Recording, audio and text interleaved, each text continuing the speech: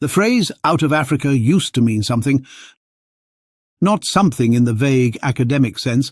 It used to mean a single, clean narrative you could draw in 2 strokes. Homo sapiens evolved in Africa, and around 50 or 60,000 years ago a small band left, expanded into Eurasia and Australia. Full stop. That story became so dominant, it wasn't just a model. It became the default posture of respectable science. You didn't need to argue for it anymore. But now, if you study the fossils, genetics and migration routes, one brutal truth becomes unavoidable. The story doesn't add up. It still gets said with confidence. It still gets printed in bold. It still gets invoked like a religious creed. But the moment you ask for definitions, the moment you ask questions, the story collapses into a mess of competing explanations that contradict each other so hard they can't all be true. To make the theory work, the out-of-Africa model must assume extremely rapid expansion, repeated founder effects, and fast lineage diversification in a very short time span. It is not impossible, but it begins to look like a chain of highly efficient, nearly frictionless migrations through regions already occupied by other hominins. The model has to absorb a lot of improbabilities: swift movement, successful survival in new climates, interbreeding events, population growth and genetic diversification, all compressed into a narrow window. This is where some researchers start to see tension. They look at Aboriginal Australians and say, "This does not look like the distant frontier of a just-departed African group. It looks like a population that has already been in Australia long enough to spread widely and diversify.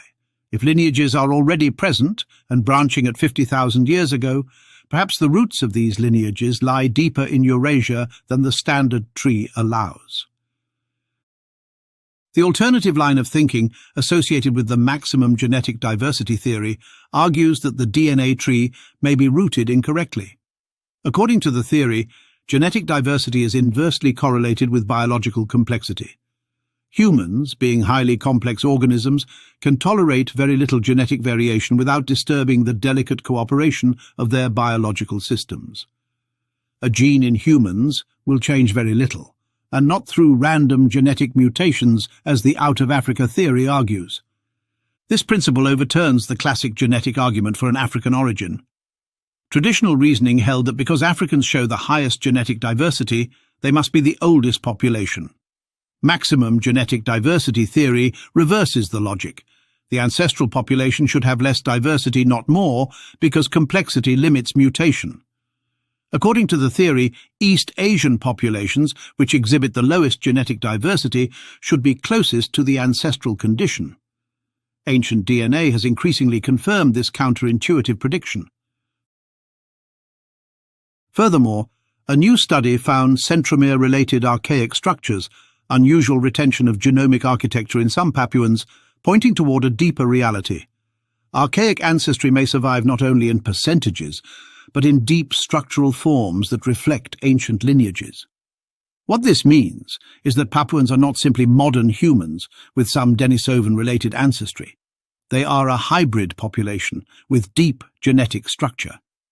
This study is one of the most important recent papers on human evolution because it uses complete phased long-read Papuan genomes to create the first real global map of archaic structural variants, large insertions, deletions, repeat expansions, and other genome changes that short-read sequencing usually misses. Papuans carry the strongest known Denisovan-derived signal. That alone already suggests something big. The archaic story is not marginal. It is foundational to Sahul. But more than that, there are hints that archaic ancestry in Papua is not merely a sprinkling of genes. Since Papuans carry the highest amount of archaic ancestry in the world, they are the ideal population to reveal what earlier studies were blind to. Most archaic DNA is not just a few scattered single mutations, but large structural blocks that shape the genome. The most striking finding is just how much previously invisible archaic material survives in Papuans. Because older studies relied mainly on short-read sequencing, the authors argue that over 70% of archaic structural variation was essentially undetectable. With long-read assemblies, they estimate that 4.4% of Papuan genomes are archaic, and that Papuans carry about twice as many introgressed structural variant bases compared to any other non-African population. In just 4 Papuan haplotypes, they find more than 445 megabases of archaic sequence, showing that archaic ancestry is not a minor side note. It is a major component of Papuan genome architecture. Some Australian Aboriginals even carry a unique Neanderthal blood type, not found anywhere else in the world. Even more unprecedented, the paper reports introgressed archaic centromeres. Centromeres are huge satellite repeat blocks that are normally impossible to study properly. Yet here the authors identify 11 archaic-derived centromeres, especially on chromosomes 4, 11, 17 and 22. Their divergence times, around 400,000 to 700,000 years, match the expected window for the human split from Neanderthal-Denisovan lineages. This implies Papuans still carry entire structural pieces of archaic chromosomes, something far beyond what the few percent introgression narrative ever imagined. Finally, the study shows that Papuans carry structural variants from both Neanderthals and Denisovans, but in a surprising pattern. More archaic structural variants appear Neanderthal-derived than Denisovan-derived, even though Papuans are known to carry especially high Denisovan ancestry in single nucleotide variants. This contradicts the simplest models and strongly suggests that the archaic groups contributing to Papuans were not identical to the single Altai-Denisovan genome we currently have. In this light, Out of Africa is now like the stork story. The stork brings the baby. That story isn't true, but it serves a purpose. It gives children a clean answer that preserves innocence and avoids mechanism. It keeps the narrative simple. You're not meant to ask how reproduction works. You're not meant to ask about meiosis, fertilization, implantation, hormones, developmental biology, or why certain traits appear at certain times. For the same reason, the Out of Africa fairy tale will continue to be told because it is simple. But the science is increasingly describing reproduction in detail. And once you understand this, you can never again pretend that a stork did the work. A deeper significance emerges when this evidence is placed within a broader Australian context, particularly when set alongside fossils from Cow Swamp and Kubel Creek. For decades, Cow Swamp has occupied an uneasy position in Australian archaeology. The skeletal remains recovered there display robust cranial morphology that does not sit comfortably within simple narratives of recent arrival and rapid replacement. Thick cranial vaults, pronounced brow ridges, and overall robustness have been variously interpreted as evidence of regional continuity, archaic survival, or population diversity within early Australians. Yet the chronology of Cow Swamp has always been uncertain. Early radiocarbon dates were compromised by contamination, uranium series results proved difficult to interpret, and luminescence, dating of surrounding sediments, has yielded broad ranges rather than precise anchors. As a result, Cow Swamp has been alternately pushed forward and pulled back in time, often in ways that conveniently minimize its theoretical impact. The Kubel Creek skulls have long occupied an awkward, almost embarrassing position in Australian prehistory because their morphology refuses to behave the way the dominant migration narrative expects it to. Thick cranial vaults pronounce supraorbital development, receding frontal bones, and overall robustness place many of the individuals uncomfortably close to what earlier researchers once called archaic, even though postcranial anatomy and dentition fall well within the range of anatomically modern humans. For decades, this created a theoretical problem rather than an anatomical one. If Australians arrived only recently, then such robust skulls had to be either pathological, environmentally exaggerated, or chronologically late. As a result, Cow Swamp was repeatedly reinterpreted to fit expectation rather than interrogated on its own terms. Yet robust cranial morphology is not evidence of primitiveness. It is evidence of population history, developmental stress, and long-term adaptation. In Eurasia, comparable robustness in early modern humans is readily accepted as reflecting deep regional continuity. In Australia, the same traits have been treated as anomalies precisely because their implications are uncomfortable. The real problem, however, has always been dating and stratigraphy, not anatomy. Cow swamp burials were recovered from eroding lunettes and disturbed sediments adjacent to former lake margins, a geomorphic setting notorious for reworking and time averaging. Early radiocarbon dates were compromised by contamination and poor collagen preservation, while later attempts at uranium series dating produced wide error margins and conflicting results. Luminescence dating of surrounding sediments has constrained the broader landscape history, but has struggled to securely bracket the burials themselves.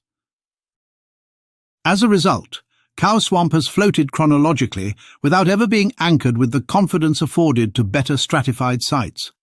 This uncertainty has allowed the skulls to be conceptually isolated, treated as late, aberrant forms, rather than potential representatives of a deeper population history. When viewed alongside sites like Moyjil, however, this ambiguity takes on new significance.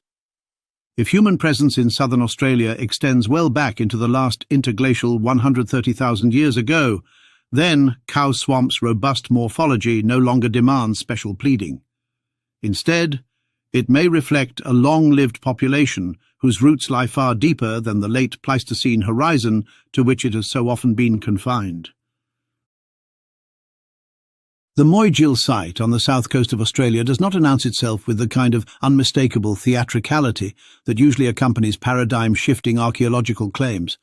There is no skull staring back from the sediment, no stone tool with a clean chain operatoire, no art or ornament to silence doubt. Instead, there is a shallow basin in ancient dune sands, a concentration of charcoal fragments, a scatter of darkened stones, and a geological context that insists, quietly but stubbornly, on a last interglacial age of roughly 120,000 years. What makes Moyjil unsettling is not that it loudly contradicts established narratives of human arrival in Australia, but that it does so in a way that is difficult to dismiss without also discarding the methodological standards archaeology claims to uphold. The authors of the Moyjil study are explicit about the stakes. Claims for human presence in Sahul beyond 60,000 years demand extraordinary scrutiny, and it is precisely that scrutiny that they apply. The result is not a declaration of certainty, but something arguably more dangerous to orthodoxy, a carefully argued case that a cultural explanation fits the evidence at least as well as any natural alternative, and perhaps marginally better. The strength of the Moyjil analysis lies in its refusal to rely on age alone. The last interglacial chronology is well supported by geomorphology and optically stimulated luminescence, but the authors are keenly aware that old sediments do not automatically equal old humans. Instead, they build their argument around a series of discrimination criteria designed to separate cultural hearths from natural burning features. In situ, burning is established not by assumption, but by the presence of thermally fractured stones that remain in place, cracked into conjoining fragments that have not been rearranged by water or gravity. Darkening of stones penetrates well below the surface, consistent with sustained heating rather than superficial staining or bushfire scorching. Spools with concave and convex fracture surfaces point to rapid temperature differentials typical of stones exposed directly to fire. These are not trivial observations. Experimental work on calcrete and limestone demonstrates that such features require prolonged exposure to elevated temperatures, conditions that are extremely difficult to generate through natural fires in sandy coastal environments. Equally important is what Moyjil does not look like. It does not resemble a lightning strike, lacking fulgurites or explosively blasted pits. It does not resemble a grass fire or passing bushfire, both of which leave shallow, diffuse burning, rarely extending more than a few centimeters into the soil. Nor does it comfortably fit the model of a burnt-out tree stump. Burnt stumps tend to create vertical tree wells that later infill with unburnt sediments, often concentrating charcoal at the base and leaving linear traces of roots. At Moyjil, the feature is basin-shaped rather than tubular. The charcoal is distributed throughout the deposit rather than pooled at the bottom, and no linear root patterns are present. The absence of reddened basal sediments, sometimes cited as evidence against hearths, is shown to be ambiguous in carbonate-rich contexts, where rubification is often weak or absent, even under sustained heating. Taken together, these observations do not prove human agency, but they systematically erode the plausibility of natural explanations. The most serious complication arises from the charcoal itself. Microscopic analysis reveals that a substantial proportion of identifiable fragments derive from root wood, often from a single taxon. This is precisely the kind of evidence that critics seize upon, and rightly so. Rootwood suggests underground burning, and underground burning suggests natural processes.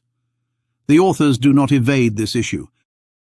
Instead, they propose a composite scenario in which an open fire, capable of heating and fracturing stones, was later intersected by burning shrub roots during subsequent natural fires.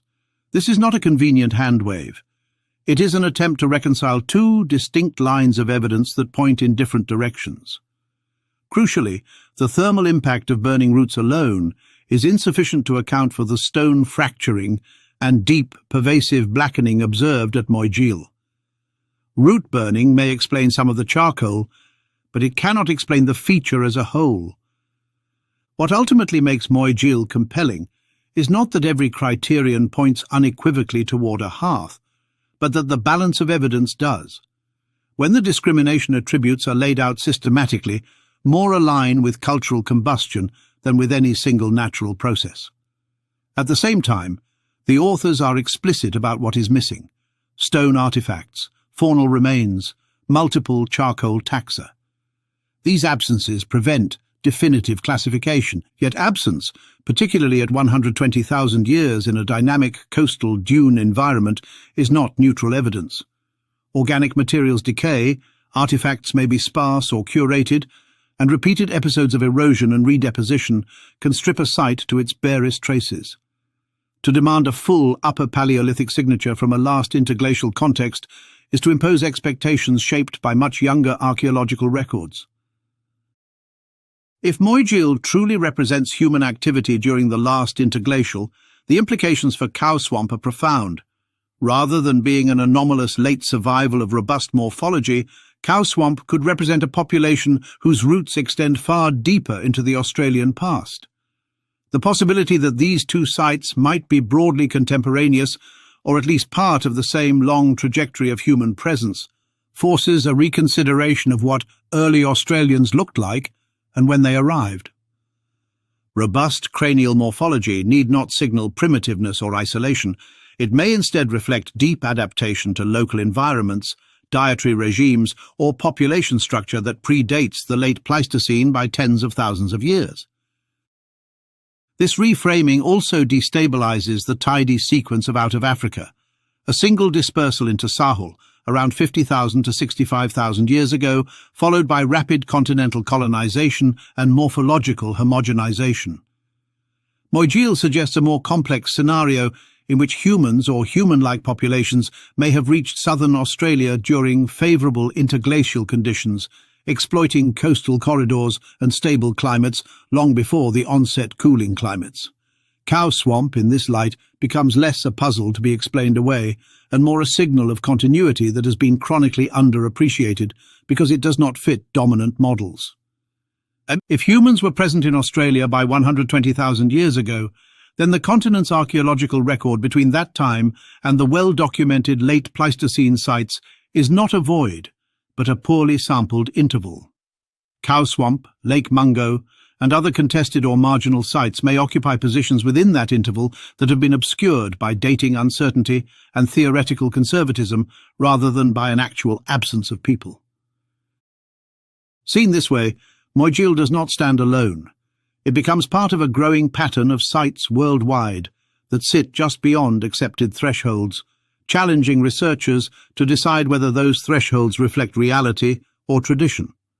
Like early claims in the Americas or debates over Middle Stone Age fire use in Africa, Moyjil exposes the tension between evidentiary caution and theoretical inertia. The study does not rewrite the story of human dispersal into Sahul, but it weakens the foundations on which the current version rests.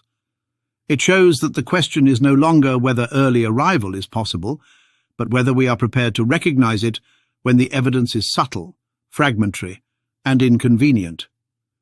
In the end, the importance of Moyjil lies precisely in its ambiguity. It is not a smoking gun, but neither is it noise. It occupies the uncomfortable middle ground where archaeology is at its most honest and its most consequential.